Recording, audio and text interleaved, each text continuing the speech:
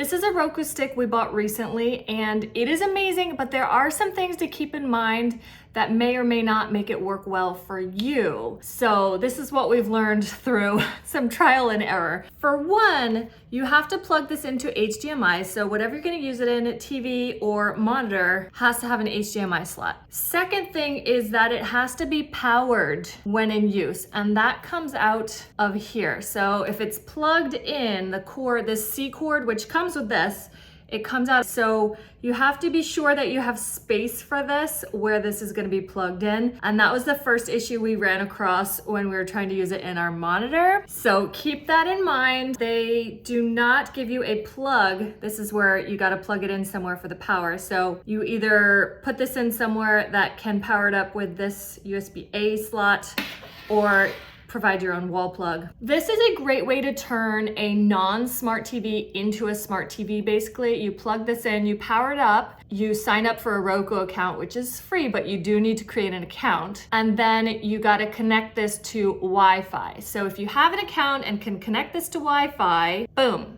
you're ready.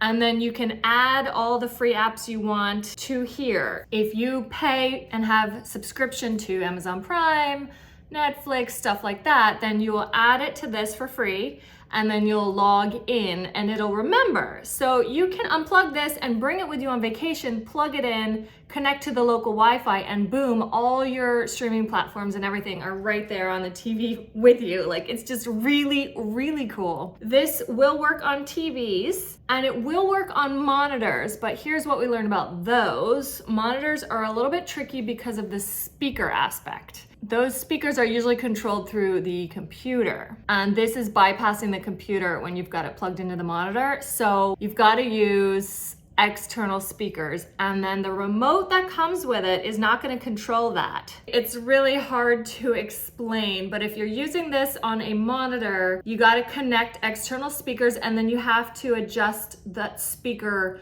manually. Kind of a headache. I don't really recommend it, but it's possible. Best way to use this is on a TV that has the HDMI. Then you're gonna be able to control the volume and all that right from the remote. It's gonna be your best bet. This is the remote that came with ours. It even came with the batteries. Amazing. It does have voice control, so you can hit that and then search by voice instead of typing everything in. Very helpful. It has 4 presets down here, but like I said, it's very flexible with which apps you can add to the Roku account, and then you just log into your individual subscriptions.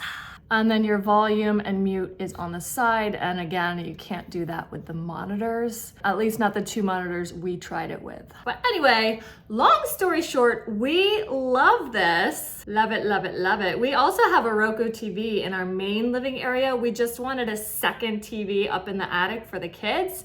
So this allowed us a lot of flexibility with that, and for travel as well. I hope that this video helped you understand what it can and can't do. Enjoy.